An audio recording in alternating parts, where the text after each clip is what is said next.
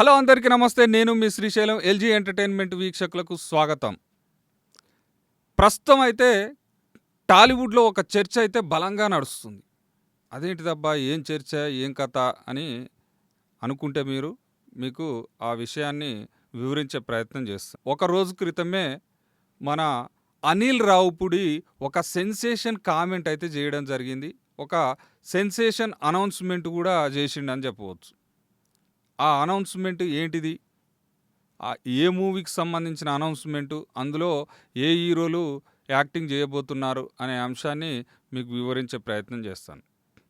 అయితే అనిల్ రావుపుడి దర్శకుని యొక్క గొప్పతనం ఏంటంటే, చాలా పక్కా ప్రణాళికతోని ఒక సినిమాని ప్రారంభించే ముందు నుంచి మొదలు పెడితే సినిమా కంప్లీట్ అయ్యి థియేటర్లో ప్రదర్శించే వరకు కూడా ఒక ప్రణాళిక ప్రకారం ముందడుగు వేస్తాడనడంలో ఎలాంటి సందేహం లేదు. తెలుగు ఇండస్ట్రీ దర్శకులలోనే ముందు వరుసలో ఉంటాడు అనిల్ రావుపుడి అని కూడా సినీ ప్రేమికులే కావచ్చు, సినీ విశ్లేషకులే కావచ్చు, ప్రతి ఒక్కరు కూడా చెప్పే మాట ఇదే.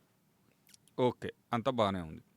అసలు ఆ బిగ్ అనౌన్స్మెంట్ ఏంటిది అంటే, వచ్చే సంక్రాంతికి అంటే 2027 సంక్రాంతికి ఒక సెన్సేషనల్ కాంబోతో మీ ముందుకు రాబోతున్నాం అనేసి అనౌన్స్మెంట్ చేయడం అయితే జరిగింది. ఆ సెన్సేషనల్ కాంబో ఏంటిదంటే, అనిల్ రావుపుడి దర్శకత్వం వహిస్తాడు. విక్టరీ వెంకటేష్ విజయాల పరంపరకు చిరునామా, విజయానికి అడ్డాగా నిలిచేటటువంటి హీరో ఎవరంటే, తెలుగు ఇండస్ట్రీలో విక్టరీ వెంకటేష్గా ముద్రపడినటువంటి వెంకటేష్ ఒకవైపు ఎన్నో ఒడిదుడుకులు, కష్టాలు, నష్టాలు ఎదుర్కొంటూ, ఆటుపోట్లు భరిస్తూ ముందుకు కొనసాగుతూ, ఒక ప్రొడ్యూసర్గా తానేంటో నిరూపించుకుంటూ, సినిమాల్లో నటిస్తూ ముందుకెళ్తున్నటువంటి ఒక యువ కిరటం అని చెప్పవచ్చు. నందమూరి వారసుడు అని చెప్పవచ్చు. ఆ నందమూరి వారసుడే తనకు పునర్జన్మనిచ్చాడు. నేను ఈరోజు ఒక 10 సినిమాలు తీయగలిగానంటే నాకు జీవితాన్ని ప్రదర్శించినటువంటి వ్యక్తే కళ్యాణ్ రామ్ అనేసి ఎన్నోసార్లు కూడా మన అనిల్ రావుపుడి చెప్పడం జరిగింది. తనకు మొదటి సినిమాలో అవకాశం ఇచ్చినటువంటి, డైరెక్షన్ చేయడానికి అవకాశం ఇచ్చిన హీరోనే కళ్యాణ్ రామ్ అని ఎన్నోసార్లు కూడా చెప్పడం జరిగింది. ఆ కళ్యాణ్ రామ్తో రెండవ సినిమా విక్టరీ వెంకటేష్ కళ్యాణ్ రామ్ కాంబోలో రాబోతుంది. సినీ ప్రేమికులకైతే ఆనంద డోలికలల్లో ముంచేసిండని చెప్పవచ్చు.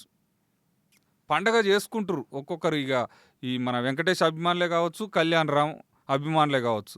ఈ పరంగా తీసుకుంటే దగ్గుపాటి అభిమానులు, నందమూరి అభిమానులు మొత్తం ఆనంద డోలికలలో మునిగి తేలుతున్నారు.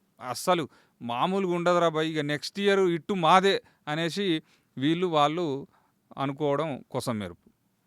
ఓకే, ఇది బాగానే ఉంది. అయితే మొన్న మన సంక్రాంతి సందర్భంలో 2026 సీజన్లో ఏం జరిగింది, ఈ మన ప్రమోషన్స్లో భాగంగా అనిల్ రావుపుడికి సంబంధించి కొన్ని కామెంట్లు కూడా వాళ్ళు పెట్టడం జరిగింది చాలామంది అభిమానులు. ఏంది, అసలు నీకు లైఫ్ ఇచ్చిన కళ్యాణ్ రావుని మర్చిపోయినావు, నువ్వు అసలు మనిషివేనా, అది ఇది అని కూడా కొంతమంది కొన్ని రకరకాల కామెంట్లు యూట్యూబ్లలో చాలా వీడియోలలో పెట్టడం జరిగింది. అవన్నీ కూడా మీరు అందరు చూసే ఉంటారు.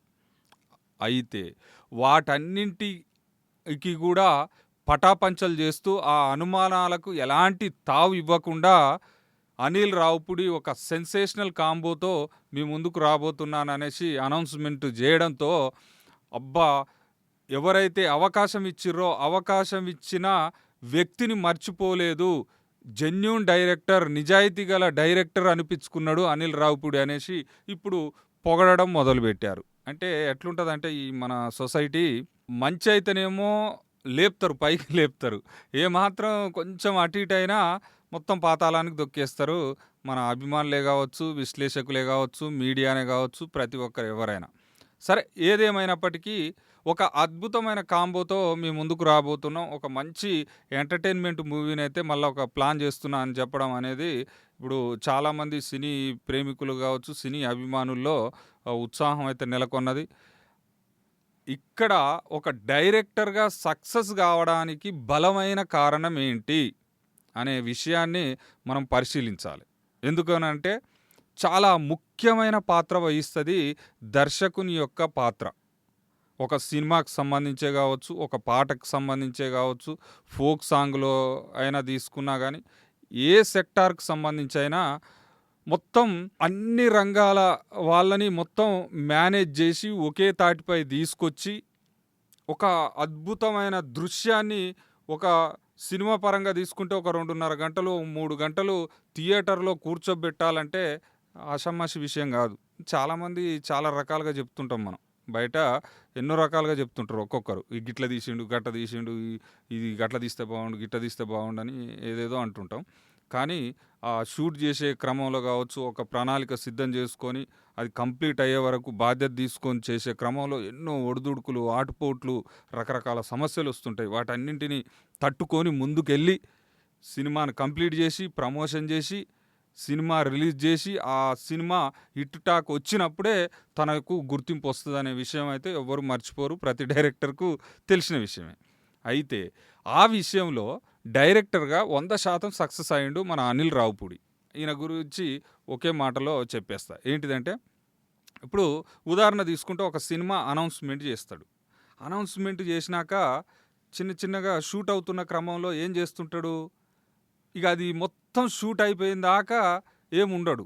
షూట్ అయ్యే క్రమంలోనే మధ్యలో కంప్లీట్ అయ్యే క్రమంలోనే చిన్న ప్రణాళికలు సిద్ధం చేసుకొని చాలా ఈజీగా ప్రమోషన్ చేస్తున్నాడు సినిమా కోసమే అనే విధంగా కాకుండా, ఎగ్జాంపుల్ ఉదాహరణ తీసుకుంటే ఒక సింగర్ ఉండు.